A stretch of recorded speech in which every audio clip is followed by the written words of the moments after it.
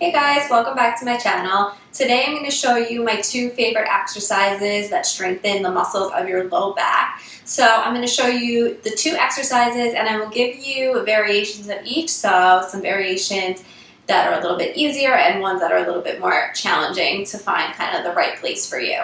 So the low back muscles are part of our core, especially a muscle called our multifidus. So a lot of times when we think about our core, we typically think about working our abs and we forget that part of our core is these low back muscles. So they are important to strengthen to keep our spine stable. So the first exercise is going to be on all fours. So I call this exercise like a really long name, like I call it alternate arm, alternate leg reach in quadruped.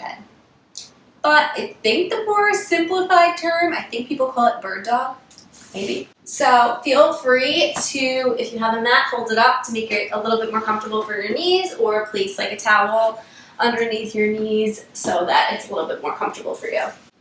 Okay, so you're on all fours, and I know we've gone over this position in other yoga flows or videos I've done, but basically make sure that your wrist is directly underneath your shoulder, okay? Your knees are hip width apart and your knee is directly underneath your hip, okay? So you have to get like a stable foundation first. So even though this is working the low back, you can do a little bit of that deep core contraction, pulling the abs gently up and in, okay? So the exercise that we're going to do is going to be reaching one arm and one leg out. Okay, so that's going to be the full version. So to start with reaching one arm and seeing if you could stay stable and then coming down. So the idea is anytime you're lifting your arm or leg, you're keeping yourself stable and facing down toward the floor. So you're not like turning your body or shifting your hips as you lift. So as you lift your arm, you're still facing down toward the ground. Okay?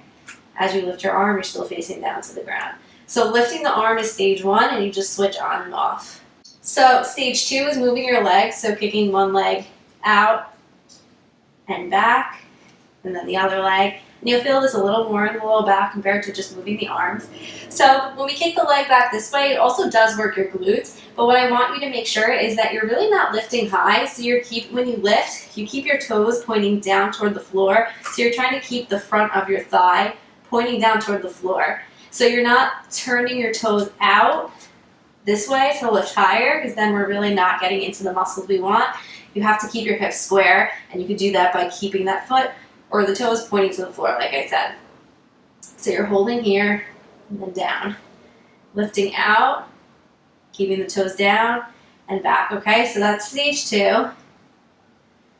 So for stage three, then we're going to lift the arm and the leg. So it's opposite arm, opposite leg lifts. Okay, so if your left arm reaches out, your right leg reaches out. It's going to be a lot more difficult to hold stable in this position compared to the other two. If you feel like when you're lifted that this hip is dropping down this way, or you're kind of having to open this way to stay stable, you might want to work with one of the other two variations first, okay? And come down. Another thing that happens sometimes is people find like the hip that you're stabilizing on, so the knee that's on the ground, sometimes this hip starts moving, and that really should stay stable as well as you lift and hold. Your neck stays in good alignment, so your neck is straight and you're just looking down at the floor but not like tucked underneath you, okay? And as you reach, you're really reaching through your fingers and through your foot, really trying to elongate your body, and then coming down. And you just switch on and off there.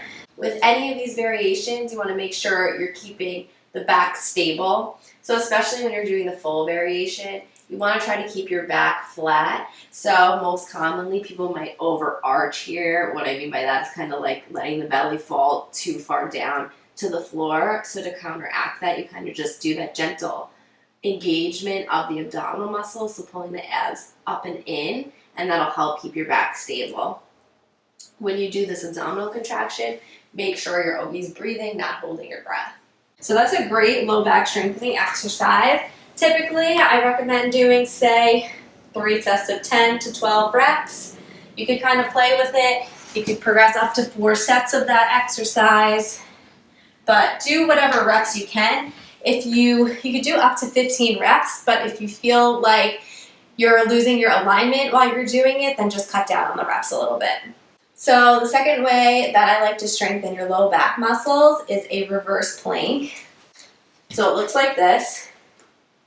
So there's 2 stages to this exercise. So before you get into the full reverse plank, you start in tabletop. So if reverse plank is too much for you, tabletop is with your knees bent and your feet are planted on the floor. Your hands are behind you with your fingertips pointing toward your butt, okay?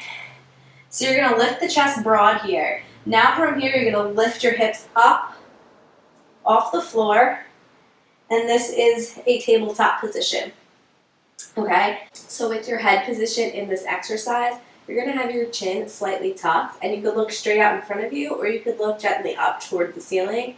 What you don't want to do is you don't want to just let the head hang back. Don't let your shoulders collapse down this way. Keep them lifted, chest open. Don't let the knees cave in. Keep them hip width apart. Holding here, squeezing your glutes to hold you up.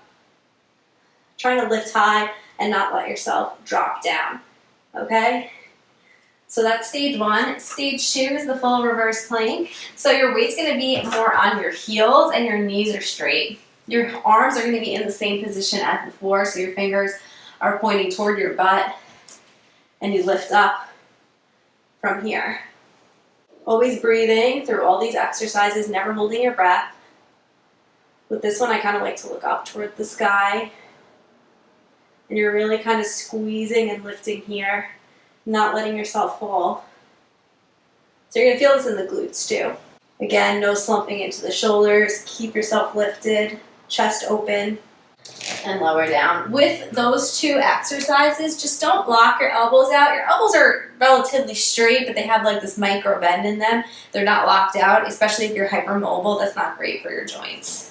With reps for those 2 exercises, it really depends how long you can hold in good form. So I would start with holding for around 10 seconds, and you can work your way up to 30 seconds. But if you feel like you're losing form and you're not able to hold it in a good position, then do a little bit less time. And then I would do 3 to 4 sets of that exercise. So those are 2 exercises that I really like to strengthen your low back, and they're super easy to do and you don't need any equipment, so you can do them at home. So if you're not doing any low back strengthening, with your core strengthening, I do highly suggest adding in some of these exercises to really get the full core strength that you need. If you guys have any questions, feel free to let me know in the comments below. Otherwise, if you're not already subscribed to my channel, please hit that subscribe button right below me, and I'll see you guys in my next video. Bye guys!